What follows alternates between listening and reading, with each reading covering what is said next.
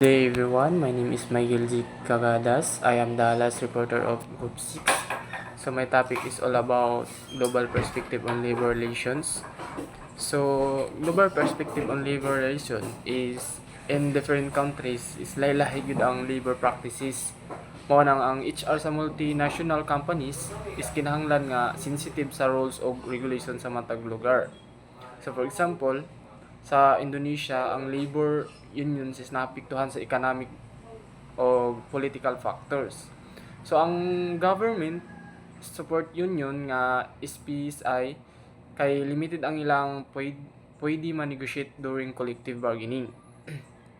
So tungod aning mga limitation is daghan employees ang napili masulod sa independent union nga SBSI kay mas free sila maka-represent sa rights sa workers.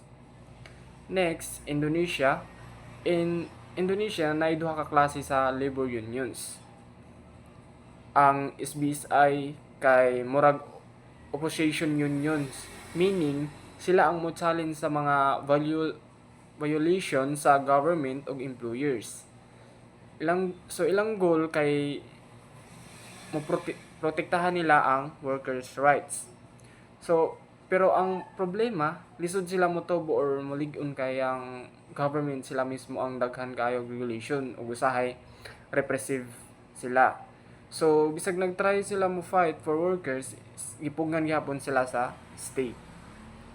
Next is Thailand. So, sa Thailand, mas weak ang workers movement compare sa Malaysia, Indonesia o Philippines.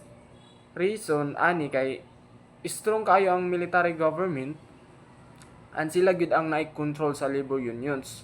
So, ang mga unions dili kayo makalihok or makalaban for workers rights kay restricted na sila sa government. So, next, Malaysia. So, sa Malaysia, stable kayo ang industrial relations for the past 20 years. Meaning, gamay ra ilang labor conflicts or strikes. So, lahutay po nilang national industry bargaining, especially sa private sector, labi na sa plantation industry. So, ang workers o employers kay kasagaran magkasinabot o klaro ilang negotiations.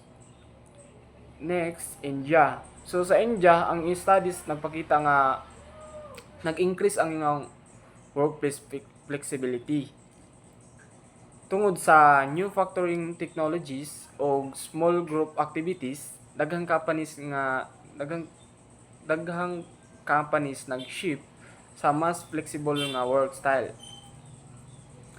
Pero tungod ani nga changes, na eliminate or na reduce ang supervisor o middle level management kay mas daghan ang nagtrabaho karon nga ginahimo through teams and technology. So next is Pakistan. So sa Pakistan, ang Trade Union Act of 1926 mao na ang first major law nga naghatag og rights sa workers nga mag-organize o mag-form og trade unions. Meaning gikan pa sa 1926 is allow na ang mga workers to unite to protect their rights. So sa historical context is daghan ang sunod-sunod nga legislations ang nakashape sa workers' rights. These laws help strengthen their ability to organize and bargaining collectively. Meaning, makigstorya sila sa employers para sa better salary o benefits and working conditions. Then, pag-abot sa Industrial Act of 1947, mas gisolidify pa gyud ang ilang rights. Kini nga law is naghatag og full freedom sa mga workers to enter into collective bargaining. So, mas empower sila to negotiate with employees as a group. In Pakistan, ang ilang bilateral negotiation or pakighinabi between employers and labor unions kay giguide sa industrial Relations Ordinance of 2002. Under ani nga law, ang mga labor unions pwede mag-submit og demands every 2 years. Meaning, kada duha ka tuig sila pwede mangayo og improvements sa sweldo, benefits, working condition, ug uban pa. Pero ang negotiation processes is mahimong maapektuhan kung naay changes sa status sa employer. Sama sa bag-ong management, restructuring, o kung mapalitan ang company, mao ni ang factors nga makadili or makalison sa collective bargaining processes. In Indonesia, lahi ang framework kay ilang industrial relations. Nakabase sa 5 principle of pankasila. So first is belief in God. Second is just and civilized humanity. Third is unity of Indonesia. Fourth is democracy. 5 is social justice. So kini nga mga principle kay murag moral foundation nila sa labor relations. Para fair human ani og peaceful ang relation sa employers ug employees. Naabot sila bipartite body nga composed sa representatives from management of trade unions. Ang purpose ani kay i-address ang workers grievance mura siya formal channel para maistoryahan dayon ang concern before pa maabot sa mga mas taas nga dispute processes. So next, negotiating team. So ang negotiating team kay mao ni ang grupo nga responsible sa pag-negotiate o pag-formulate sa collective labor agreements or CLA. So kini sila is composed of representatives sa management o trade unions. In short, sila ang mo istorya og mo negotiate og mo settle sa mga terms and conditions sa trabaho para ma-ensure na fair para sa workers o employer. Murag sila ang middle team nga nagpresent sa duha ka sides para makabuot o masabutan.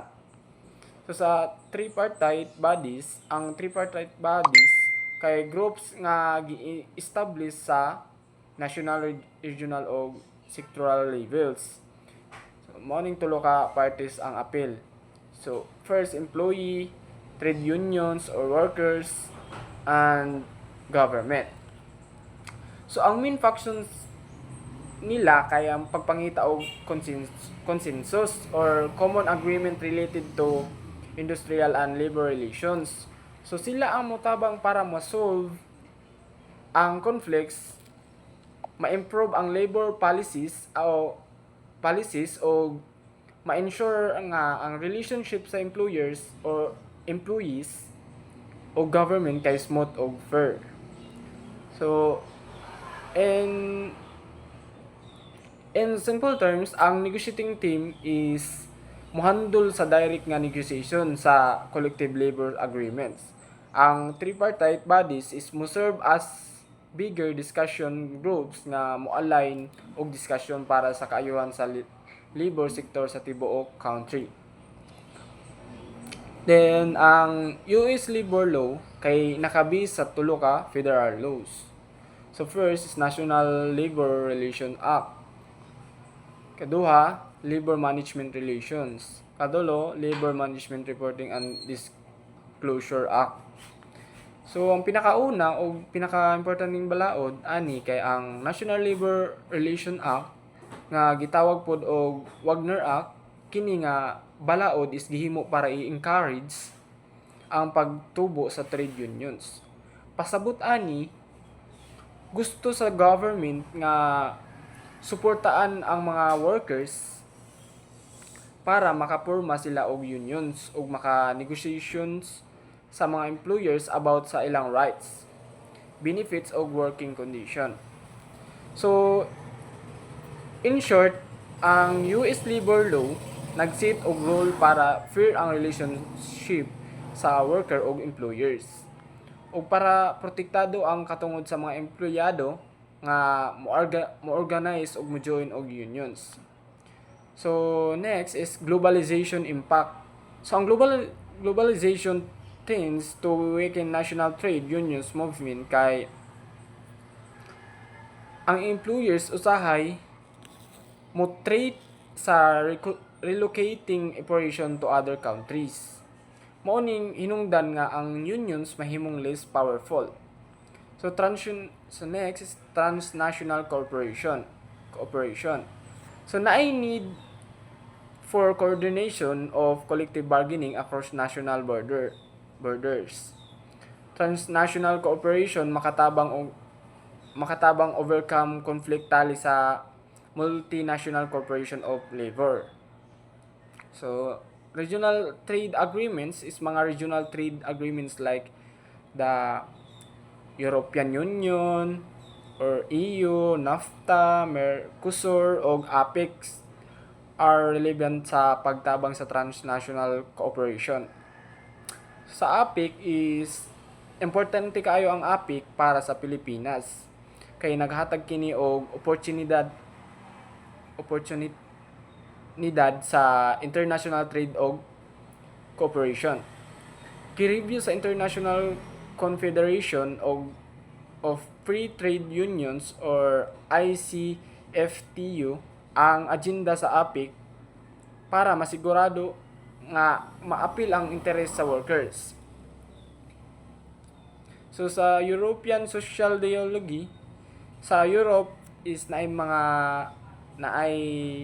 mechanism o pamaagi na nagtugot sa mga European organization nga makig-dialogue or makig-negotiate sa European level. Mao ni nga ang paagi nga ang labor ug management is magkasinabot ug makabuot ang agreements. So sa needs for coordination and transnational cooperation tungod kay ang mga kumpanya og labor force global na